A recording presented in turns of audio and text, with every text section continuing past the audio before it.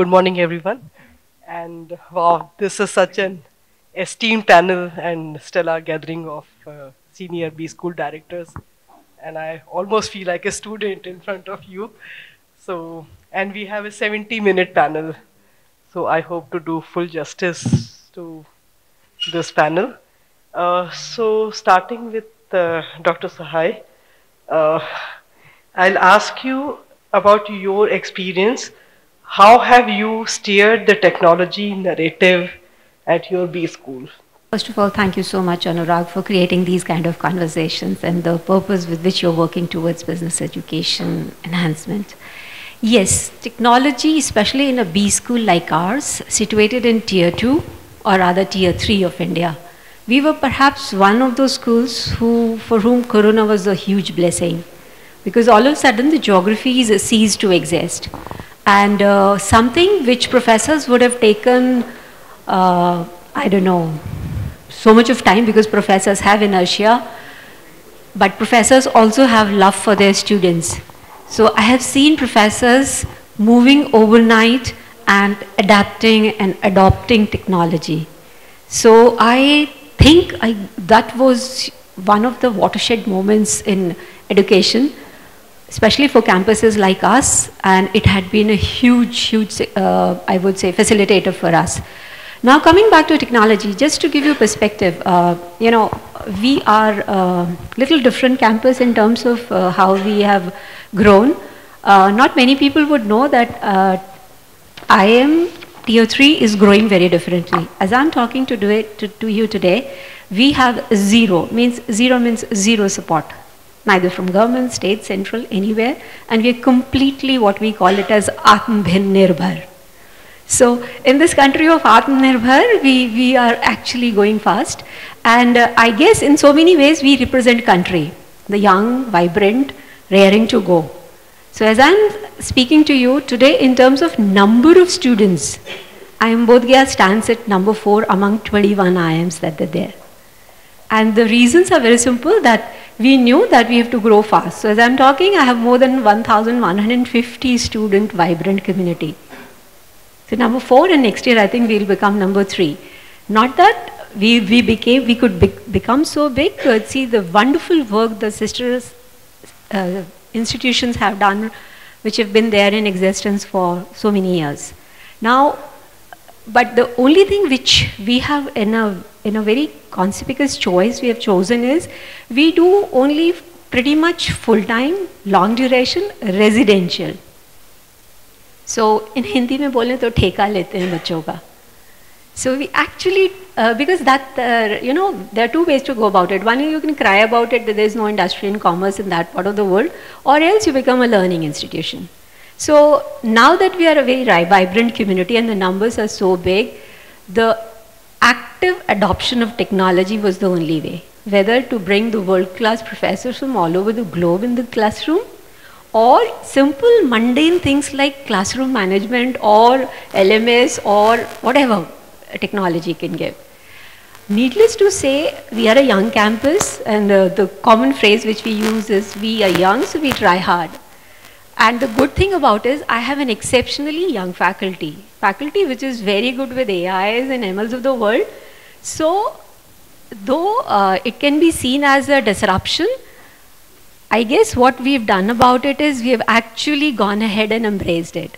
So whether it is content creation, where my young faculty actually has been able to use ChatGPT or AIs and VRs and ARs of the world, because then you know that the student sitting right across, in any case, has everything at their fingertips.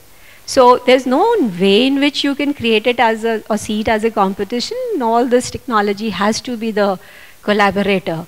So, courtesy the fact that faculty is young, where the inertia towards technology adoption is very, very low, courtesy the fact that we are in the remote part of the country, where in any case, the only way to reach out is through technology, I guess it has served us very well that what all disruption has happened, otherwise it would have taken ages for us to be where we are currently. Thank you. You talked about inertia. Coming to Dr. Pawan Kumar Singh, uh, what would you say? Has there been resistance from any quarters uh, regarding technology or any kind of challenge that you have faced in terms of adoption of technology? Well, I think COVID and post-COVID situation is in your mind when you are asking this question. Inertia, because COVID came and we had to go for more technology use. See, it happened. When COVID stuck, I was with MDI Gurgaon. And when it almost was ending, I shifted to Tiruchirappalli. Now what happened? Personally for me, I must share.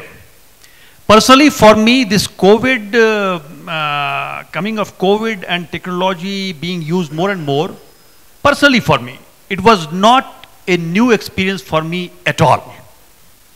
Why? Luckily, I had worked for 2 years during 1997 to 1999 with IGNOU, Delhi. I was talking to team of IGNOU because IGNOU, if would have taken more initiative, helping other sister institutions to become more tech savvy, we were not supposed to wait for COVID to become more technology savvy. But anyway, resistance was there in the beginning.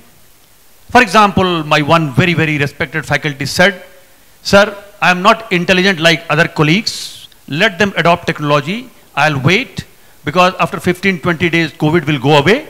Then I'll come back to class." As if behaving like astrologer. Because in the beginning, nobody knew how long it will continue. I said nothing doing. Everybody has to do it, and it is very easy. It is not very difficult. Of course, identifying the right technology, having money for actually creating that technology, these are difficult part. But once, let us say, technology or satellite-based camera or any zoom comes in between, it creates some kind of impersonal touch. But it is not very difficult to adopt technology in case of teaching. Whereas in case of research, we were already using technology even before COVID. For example, using secondary data and its use, or even using SPSS, because in my days when I was a student of statistics, SPSS was not there. We had to know actually the calculation of statistics. We became adapted to using technology in our research, analyzing secondary data. So resistance to some extent was there, but slowly our entire team in both the institutions which I experienced, they started enjoying it. I also personally, because I had certain background, I discussed with my team that how you can give a personal touch when actually in physical body your students are not present in the classroom. So it was an interesting experience. And regarding technology, you see, in teaching, I find that simulation has come in a more significant way now. And our faculty colleagues should know how to use it if it is right pedagogy for their teaching. And just last point, because we have to rotate discussion. When I joined IIM Tiruchirappalli, I found that already the institution was well placed in using technology for dissemination of knowledge at least. Because right from 2014, 1 year postgraduate certificate program in management was being conducted there, which used technology with 2 campus module in one year. So maximum number of days of stay of students in the campus was 5 + 5, 10 days, otherwise online. And experience has been good experience. Mingling with colleague and helping them out, and myself learning also further nuances of using technology. Thank you. Thank you. Professor Das, so coming to you, what kind of flexibility, flexible options have opened up with technological innovations? And Professor Bhaskar in his address had also discussed about the various online options. Then we have maybe training arrangements. So how has your experience been at your institute? First of all, I'd like to take COVID out of the equation, because I think all that COVID has done it has accelerated the inevitable. The technology adoption and the technology use was going to happen. Instead of happening over a 2-year period, instead of happening over a 5-year period, it's happened over a 2-year period. So all that has done is it's caused an acceleration. So that's why I'm going to take COVID out of the equation. So in terms of flexibility, one of the things that we have seen and we have done ourselves is getting a lot of speakers, maybe industry or international faculty, to participate in the teaching learning process. We used the 2 years when students were not on campus to completely change all our classrooms into full-fledged hybrid classrooms, so that we can conduct physical classes and we can also conduct classes where somebody is speaking from anywhere in the world and they show up on the big interactive panel, 86-inch panel, and students are there in the class and they can engage as if they were sitting next to each other. So that is one flexibility that has come. We always had a policy that 20% of curriculum should be taught by industry practitioners, but historically it would be people in the NCR who would come in and take those sessions. And now we can do this from anywhere in the country or anywhere in the world, as long as the time zone kind of allows it. So that is flexibility that has come in. Another thing at a lower level is that earlier somebody falls sick, faculty falls sick, you have to reschedule the classes. Now unless they are that sick, they are still reasonably okay, they can take that class online in the same hybrid mode. So that flexibility allows less disruption of the timetable. So that's on the flexibility count. But I want to say something else which is a little beyond flexibility. See, a big part of technology in general that we emphasize on the students to appreciate, and we also practice ourselves, is without even getting into the high end of AI, ML, use of data. Data capture is now very easy with technology, and data analysis is very easy with simple tools, simple technology. You don't even have to get into deep neural networks or machine learning and all that. So there has been a big focus internally on us, the institute, taking most decisions, in fact all decisions, based on data and not based on gut or anecdotal evidence or what people think is true outside. So it is all very data driven, and this has been incorporated in the curriculum, where students in across functional areas are doing projects where they have to look at data before making decisions. So even marketing, which traditionally has been, if I may use the word, a more creative field, is now slowly becoming in our curriculum a more analytical field, because even marketing decisions, whether it's customer segmentation, whether what campaigns you want to run, how you want to reach out to the customer, it is all becoming very digital and data driven. So circling it back to flexibility, this has given us flexibility in the way we take decisions of not going by just what our gut feel told us in the past, but being more, if I may use the word, objective in doing what we do. So that, and the end result is it leads to more, effectiveness in generating the outcomes that we want to generate. In one of our previous interactions recently, you had discussed at length about various programs that the institute is now offering, making full use of technology. So if you may elaborate on those initiatives on the campus. Today all businesses are platform-based businesses, and they need, there is a necessary for cyber security, data security, network security, that point of view. And today the cyber security has become a subject of the board level, from IT department to board level subject. So that is where we started that program first time, and that successfully completed, and second program we are working on that. Similarly, we introduced another program, a blockchain, with Copenhagen Business School. We have completed successfully that program also. A Center for Data Digitization of Copenhagen Business School, we have collaborated and we have completely did it. And as you know, I am Nagpur being, you know, in our generation, 132 acre, we have 75,000 square meter area we have built. It is a state-of-the-art smart campus, and all technology, you know, anywhere, any part of the world one can interact. And apart from that, we are heavily into executive education. We run about 20 variety of executive education certificate programs, and many of them already completed, and many are in fintech 1, 2, 3, 4. Fintech is another program we are running. 5th batch is completed, 6th is running. Senior management program, again 6th is going on. General management program is going on. We have, you know, digital marketing and IT management, strategic management, so many programs we are running. All are based on technology. So these programs we are running, and these are all industry people. Apart from that, we also run some of the courses in our regular teaching, simulations and online games for the students, so that they can make the decision by doing mistake, and they can build the confidence and courage using the technology, because these cannot be assessed in any examination. But through the games, you can make out that how courageously and confidently one can change the strategy, and from losing one can win.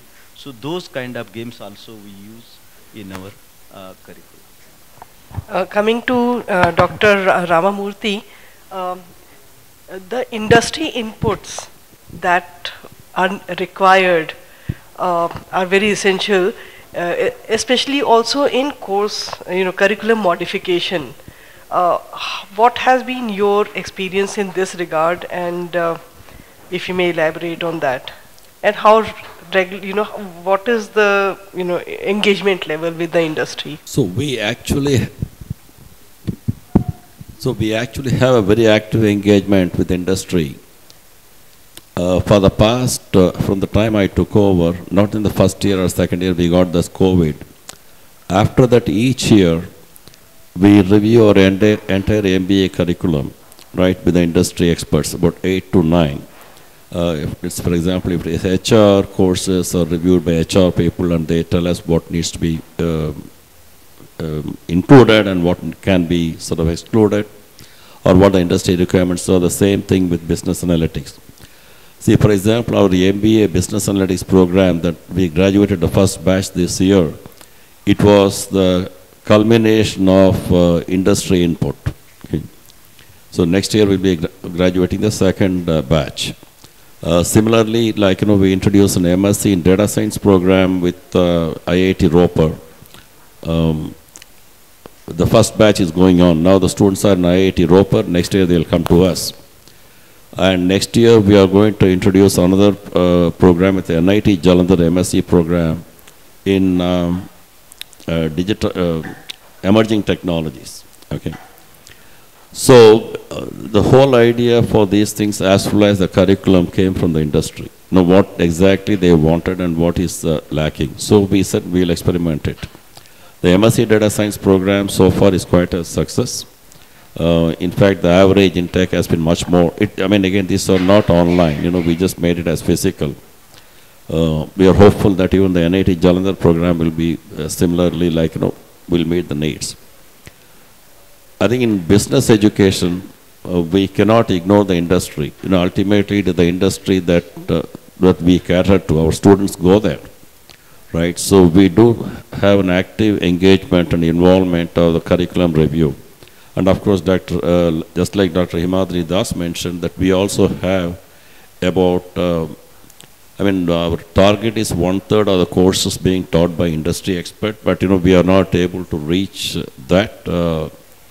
For a variety of other reasons. I think Professor Bharat Bhaskar mentioned this correctly, there are inconsistencies between the way our ranking and accreditation, those type of things are being done, and then what the industry wants. For example, when I have a ratio of full-time PhD to students, then obviously I have to cut the courses somewhere, so that goes into the industry experts teaching that. So despite the system one, we also have a very active industry members teaching about at least 20–25% of our courses, mostly the elective courses. I believe, like, it's more than, I mean, this one is, we can't be an isolationist in terms of education, where we say that, these are our faculty, we do this. Of course, it does have an advantage, okay. But nevertheless, what we also try to do is, like, how we can include the industry into the curriculum design, curriculum development, delivery of the programs, and so on and so forth. I think there was also an issue that was talked about, like for the past 2 years, we have a social involvement project, which is a requirement for our regular MBA students. And we do a lot of things for the local Amritsar district administration, NGOs, those type of things, where personally I believe that, the education should be much broader than just the industry. So I say the industry, society, and the business school are three pillars. I think how they interact in a very dynamic way is the one that's going to define the curriculum in the future. And we are trying to do that.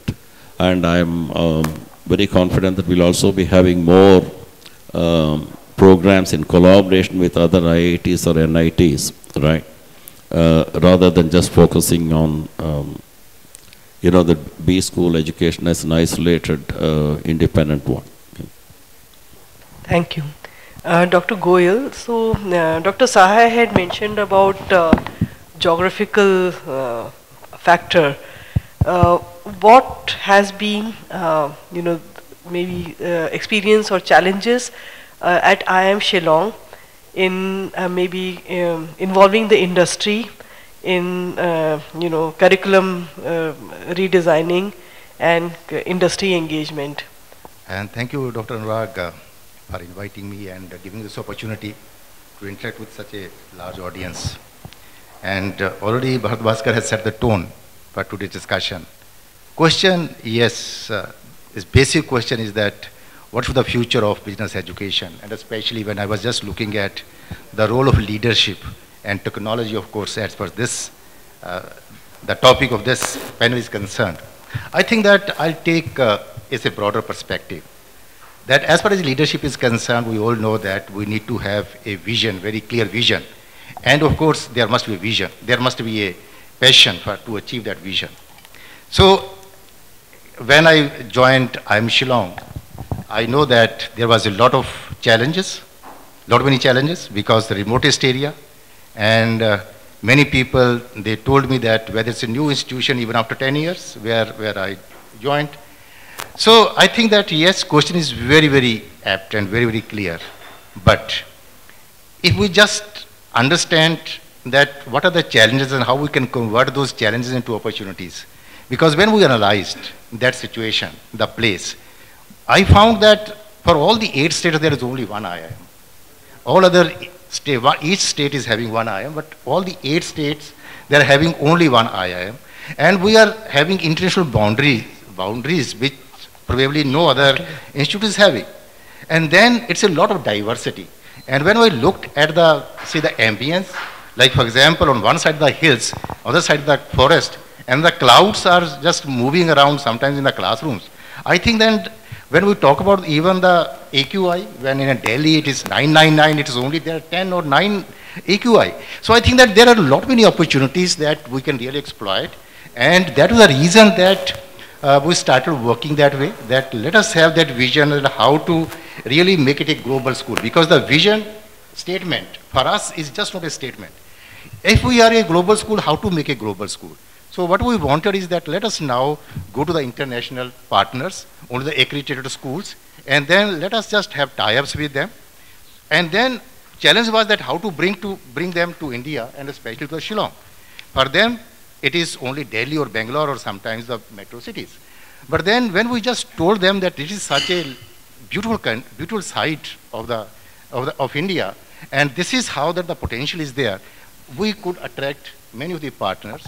And we started the exchange program with the students, with the faculty, also as a joint research programs. So that was the first thing that we just focused at. And then, as we are all talking about, Dr. Rag was rightly saying that probably what is really required, it is not only competitiveness, It is the collaboration, which is the key factor. So we started a community immersion program, which is a compulsory course having 3 credits for each and every student. And they need to go to all the 8 states remotest area. They have to remain there for 15 days, understand the compassion, understand the diversity, because it is full of diversity. So when they come back, it is a real experience for each and every student. They can forget the courses, but they will never forget the experience when they would be with those kind of people where for them they need to formulate strategies. Because our focus is that we cannot formulate strategies sitting in AC rooms unless they really experience the pain points for those people and the compassion. Probably it is really difficult. So I think that this is really that the students, when they come back from that kind of experience, it is a wonderful, and we have got so many live projects, and it really, we can make a difference to the lives of those people. Because the societal impact, it is the, and one of the focus for us, our vision, and similarly the innovation, because change, we are talking about the change. Change, of course, is a hard fact. We have to accept it. It is the only thing that now it has got accelerated. We have to, it has got, see, the more speed is there. So we have to accept change, and we have to, as far as the change is concerned, we need to prepare our students ready, not only for the industry ready, rather they will be future ready. I remember one statement, our Dr. Devi Shetty, I'm just taking 2 minutes more. Dr. Devi Shetty was there, our convocation chief guest. After the convocation address, he said to each and every student the message that, my dear students, today in the evening, you please just call your parents and say, Papa, Mama, I love you. I think that this is what that we are missing. Our students, they are just now, we say we are more practical, and sometimes that humility is really missing. So this is again that we are focusing on the humility, we are focusing on the fitness, we are focusing on the arts and other subjects as well, because it is a holistic development of the student. So I think that this is what, as far as technology is concerned, I have got just some advantage because of my own experience, my own area, business process management, information systems. And the business process management, we say that let us challenge the status quo. Let us just not accept. And any step, if it is not adding any value, so let us just cut it down. So that is the reason that why we focused on technology. We are having, there is our e-office. We are not having even a single paper moving in IIM Shillong. E-office, it is already now integrated with our mini ERP. Every student life cycle, it is now having all the our Moodle system, our LMS system, our all student OLT and our mini ERP. Each and every activity is online. Each and every file, we have just set a target of only 1 day. I was traveling to US and UK, but then daily files were cleared. So no faculty is to wait for any clearance of the file even more than 1 day. So that is what that we are having the targets, and this is how that we are setting the benchmarks. We are setting the targets. And this is how that when we saw the culture, because as a leader, I think that the most important thing is to build a culture for the future. And for giving the culture is a trust. And how to build a trust, that remains a big challenge. And that is how the technology is really enabler. That the moment anything is there, all the process is now well defined. It is now on our internet, and everything is done through the technology. So that's the transparency that we can ensure. That nobody can say that this was done as for this process, this rule, or this decision was taken for this faculty, or this was done by some other faculty. I think that this is the transparency that which has brought in. And technology has given us a big, big leverage. And because from the day one, IIM Shillong was using technology, but then after COVID, it has really accelerated because the next day, all faculty, they were supposed to be on the Zoom or on some other platform, and then they were delivering their sessions. So it was a very, very smooth transition, I would say. And this is how that when we need to do a transformation, because it's just not incremental change. Sometimes transformation, it really needs a different push. Because unusual situations, they need unusual solutions as well. So with this, I think that this is what I just wanted to say. I request everyone to be a bit loud because this is also being streamed live. So the sound needs to be clear. So Dr. Suneja, the question to you is, FMS is part of Delhi University, larger ecosystem, and things presumably take time to change, to move. So when technological advances are at such a big scale and such a big speed, how does FMS go about these things, bringing about change in the curriculum, bringing about change in pedagogy? Thank you. I'm sitting next to ma'am who's from Bodh, Gaya, and Buddha, whose message resonated not just across all of India, but was carried to Southeast Asia, China, Vietnam, Cambodia, Tibet, and then right across the world. Today there are more Buddhists in the United States than perhaps in Tibet. And in Buddha's time, there was no technology, there were no phones. So the power of an idea, the power of truth resonates. It's heartening to be at this session. I mean, these are leaders in business schools, and the message that we've heard today, right from Anuragji, who talked about sleep, kindness, then we have Professor Bhaskar talking about big things, including right from the tea assembly line, but then saying, what are we doing with digital?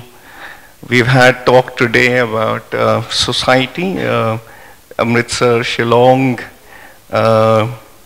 using industry, technology. So, as Professor Bhaskar was saying, there's a micro dimension and there's a macro dimension. Efficiency and effectiveness are two different things, and we need to look at both. We might be barking up the wrong tree very efficiently. So with sustainability issues now becoming almost existential, we also, I think, need to prioritize. I mean, there are lots of things business schools can do, and I think we are all doing great things together. I'll address FMS in a moment. But I think we need to get the priorities right as well. And I think sustainability has to be the top. Because unless we have a living planet, no matter how efficient you are with, warehousing systems and so on, we might get to disaster faster. If GDP is the only way we're going to keep looking at welfare, we'll get to disaster faster. We'll have this planet being extinguished faster. So I think sustainability, and sustainability both on the supply side and the demand side. Too often we get focused on the supply side measures, move away from fossil fuels, use better ERP systems and so on. But unless we have sustainable lifestyles, more simple lifestyles, and I think here, this business about competitive salaries, or rather pay packets, and that often is a measure of how business schools are doing. If you ask students, that's one of the biggest measures they use.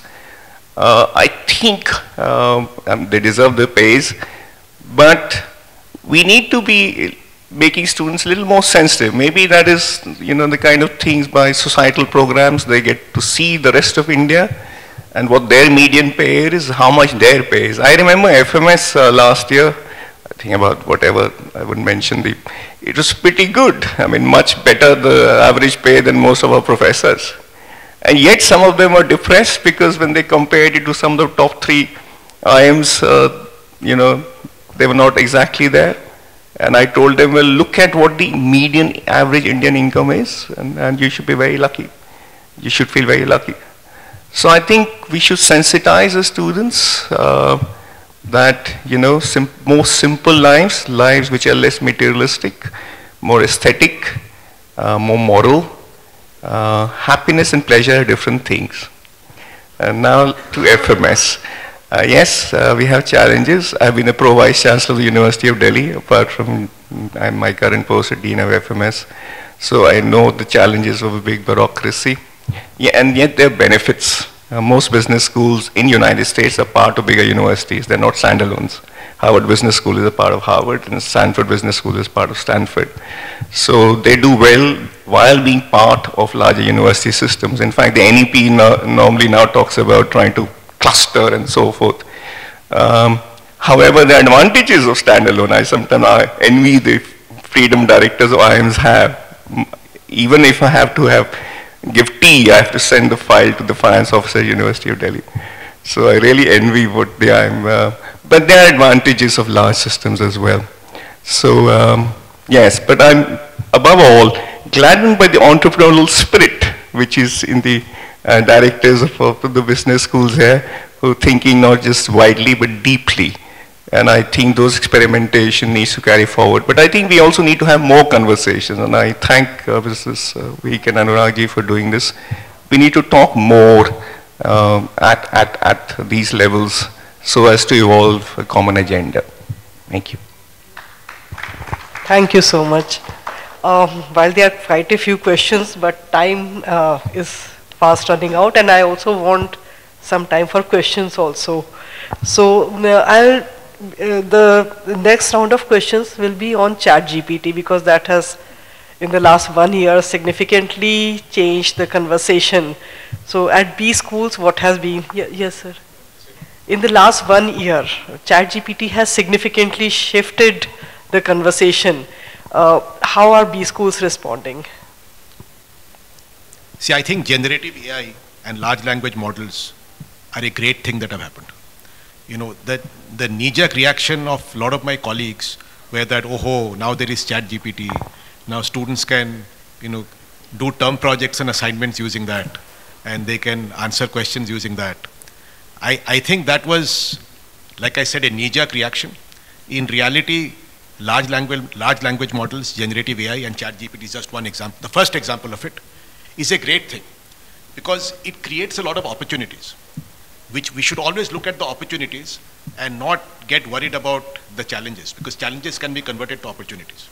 So I'll give you an example of something that at least I've been thinking about. We have not done it yet, but see, any generative AI model, any large language model works on top of content, on top of curated content. ChatGPT is on top of Wikipedia curated content till 2021 January, I think. So what is to stop a business school from creating very specialized curated content? Could be from their own faculty or could be from other sources that have been curated by their faculty, very specific to, you know, business domains and not generic. And then if they can integrate that into a large language model and use a text generative AI tool on top of that, that could, you know, act like a personal tutor for their students. So where they could ask that specialized generative AI model questions related to marketing, finance, analytics, operations, OB, HR, etc., and get questions with follow-up questions. So this whole dream that has been talked about for a long time of a flipped classroom model could potentially become a reality sooner than later. So this generative AI on the specialized curated knowledge could be the learning engine for students to learn, you know, the basic stuff that we normally stand in class and talk about. And then the classroom could be for more involved engagement with faculty for applications, use cases, problem solving, and maybe, you know, more out of the box thinking than the standard routine stuff that a lot of classroom time goes into. So I think it's a great thing. You know, we have to use it effectively and be fast in, you know, adopting it. Thank you. Yeah, as far as ChatGPT, generative AI and see the tools are really very, very helpful, very, very useful, not only for the students, rather for the faculty as well. Because once we got this ChatGPT, immediately I was registered in the ChatGPT just to understand that what are the nuances of ChatGPT. And then Google Bard, of course, another ChatGPT that is there. And students are much more smarter these days. And they, whatever the assignments are there, they would like to see solved through the ChatGPT or Bard, Google Bard. So now it again depends on the faculty. Again, this depends on the pedagogy. That because we know that only a few years back when there was no Google, at that time it was also taken as a challenge. But now we know that without Google, nobody can even think of. Similarly, ChatGPT is not a threat to any faculty. Rather, the faculty, for example, just one example, that they started telling the students that every student must register for the ChatGPT. This is the assignment, and then come out with the answers, and then you just give what is not given the ChatGPT. So I think that this is again a challenge that we need to give back to the students. We should not be afraid of such tools and techniques, because it's emerging technology, would say, and we are proud of that. Emerging technology must be happening.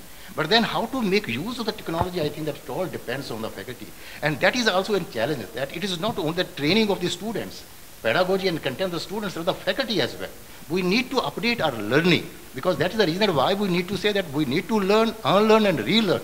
And faculty should be the first, the people that they should accept us, that this is a challenge. It's not a challenge, rather it's an opportunity. How are you enabling the faculty and students to upgrade themselves in terms of, latest technological tools? Okay. I just want to draw an analogy which is not related to ChatGPT per se. I think Fred Kearns, who was the CEO of, I think, HP, once mentioned, when all these viruses and, firewalls, the computer threat, cyber security was there.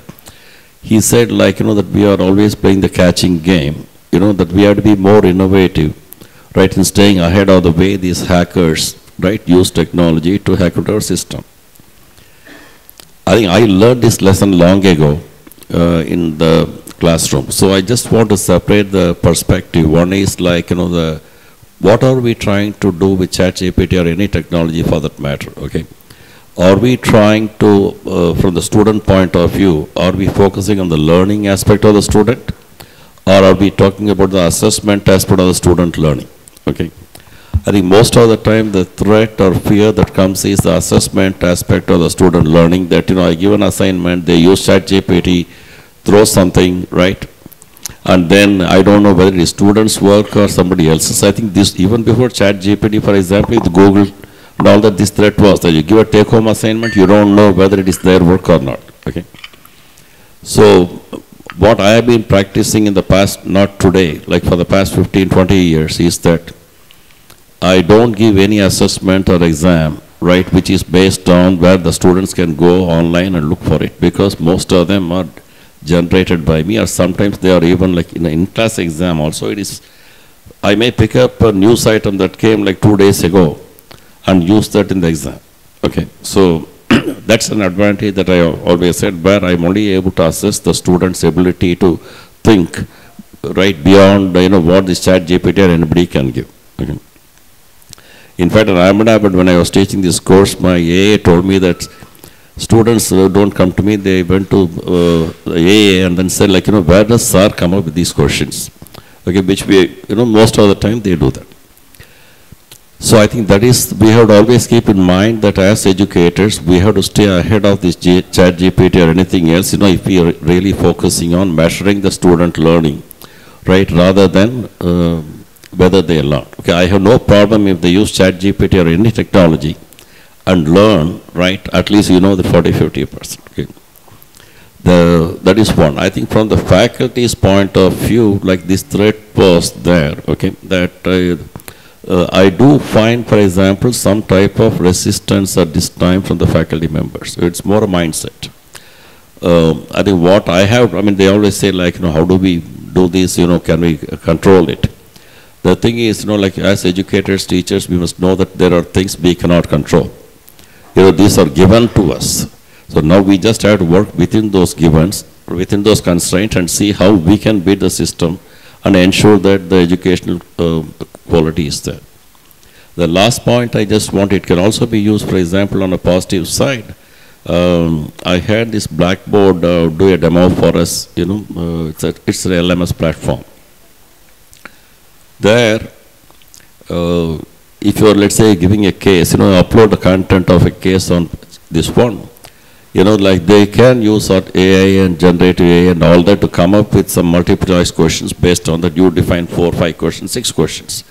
Now, as a faculty member, if I'm thinking that rather than, let's say I'm using a case on Bharat Petroleum or whatever it is, the case is uploaded, if it can come up with 4, 5 questions, right, or 10 questions that I define, I can even make an assessment, that tell the students, like before we discuss the class, you take the quiz. At least I'm making sure that, they are ready somewhat, okay.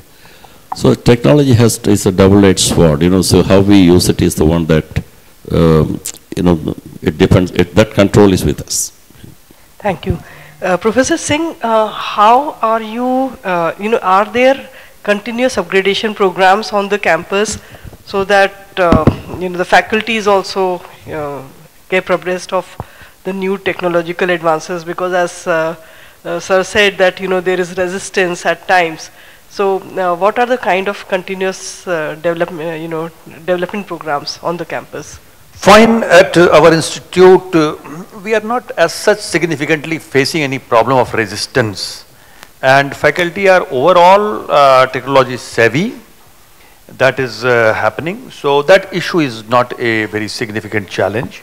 But coming back to the spirit of this session and some other discussions based on your second question, you see, either using Google-based information, which happened 10 years back, 20 years back, now ChatGPT, I see the difference that Google was giving you generic information, ChatGPT is giving you, say, customized information.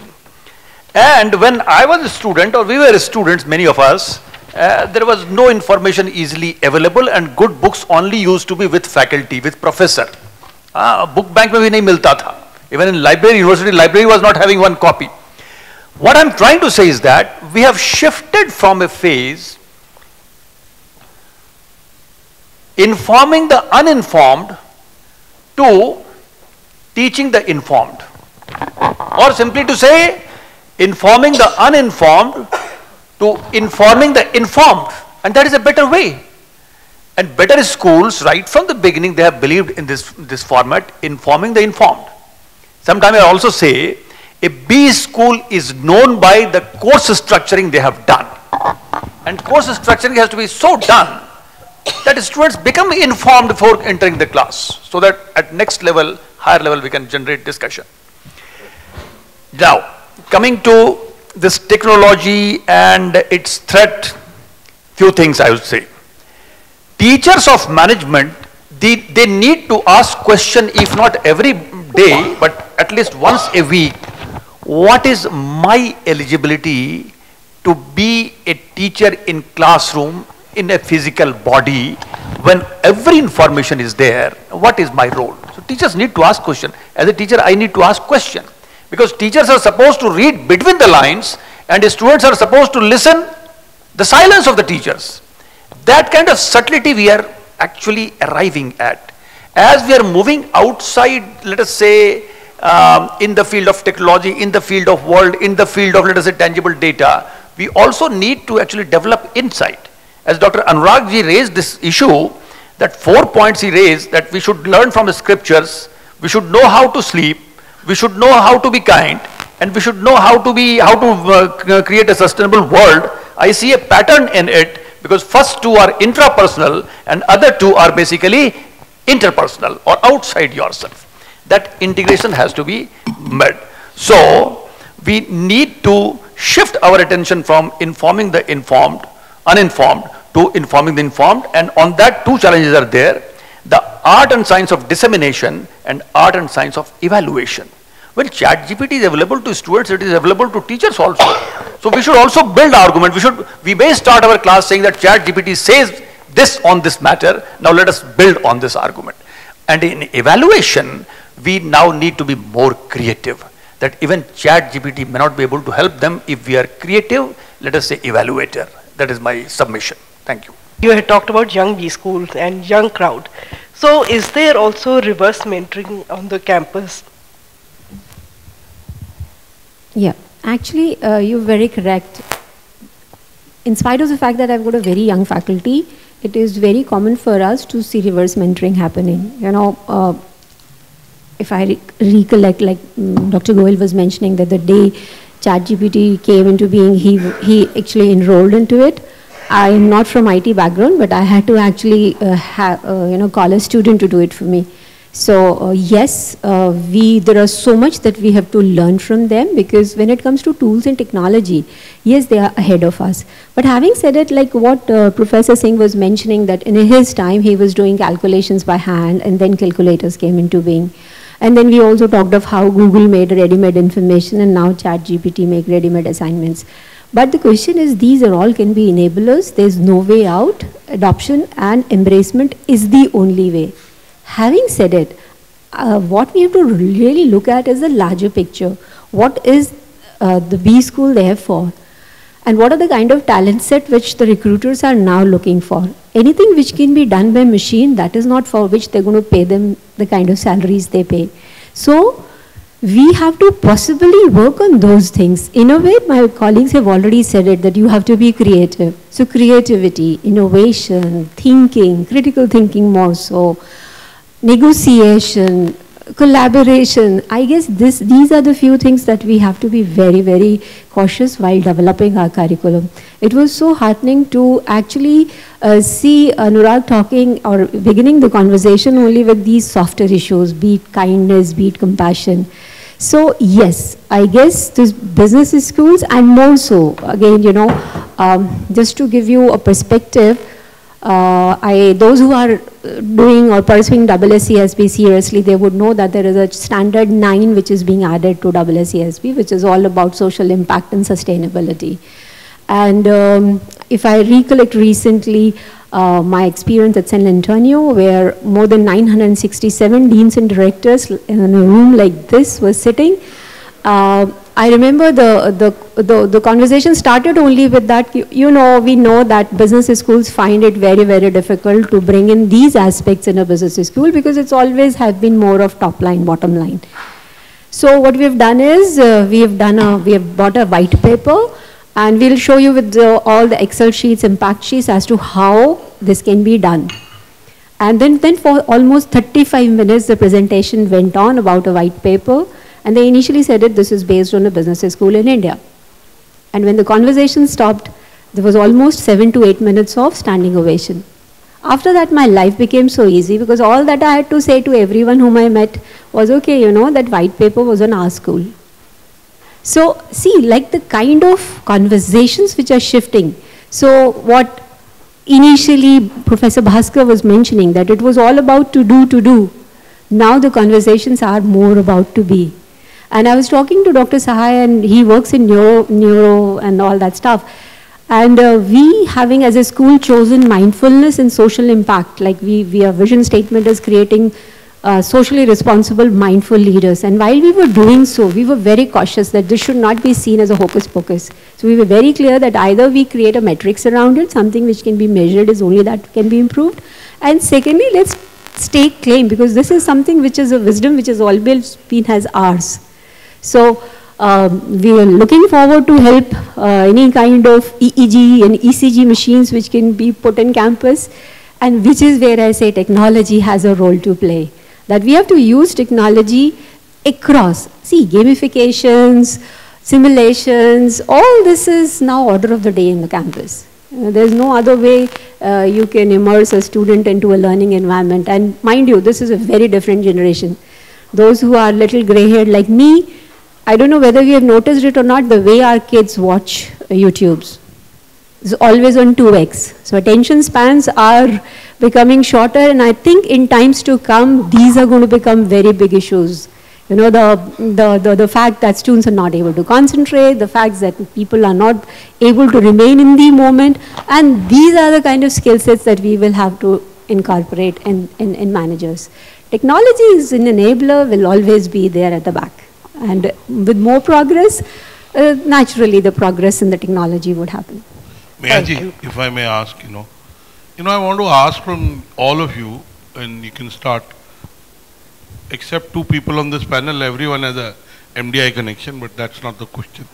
The question is, tell me one business school in India that you admire, and why do you admire? Or a leader of a business school, because I'm sure you think about, when I see something better than me in another media company or in other, I try and feel good about it and see if I can imbibe and learn and do something better. So I'm sure as leaders you also see other skills who you think have done really well. What is it that they've done? It may be a small thing. So which are the schools you admire within India, or a leader of the school, and why? Actually, it will be difficult for us to bring up specific school for various dimensions. Like maybe I would admire the way Udaipur has come up in research in spite of being a tier 2, or I truly admire the international faculty that ISB has been able to bring on campus from quite some time now. So I guess we'll have to pick up pieces from everyone, and those will give us the benchmarks. And for sure, it's an education space, is always, as I say, it's a service industry where the leaders, and with the passion of the leaders, they drive pretty much the enterprise. Yeah, so and add to that, for example, Amritsar, we've been, I'm Cozy Code with the societal involvement programs. So I think that's brilliant, and I think a lot of business schools are trying this, and I think that's very important to get our students, especially in business, who tend to be very narrowly focused, to get them to look at the bottom of the pyramid. And I think that can only be experiential. So I think all business schools who are doing that, I particularly admire. Dr. Metri? We have started IIM Nagpur Foundation for Entrepreneurship Development. We have taken Ahmedabad as a role model. They are the best, and even Kolkata is there. These two are the institutions. And we have established in Fed a separate building, it's a training center. And also we received the highest funding of Niti Aayog, Government of India in our generation, that is 10 crore. And we also received Startup India Seed Fund, 5 crores. We also received Entrepreneurship in Residence. We also received a fellows, each fellow will get 50,000 rupees. So all those schemes of Government of India we are received, and we have also trained 42 women entrepreneurship. Women entrepreneurship, IIM Bangalore is, is leading, but we have followed the footstep of Bangalore, and we have 42 women entrepreneurship. 6 of them have moved from startup to scale up.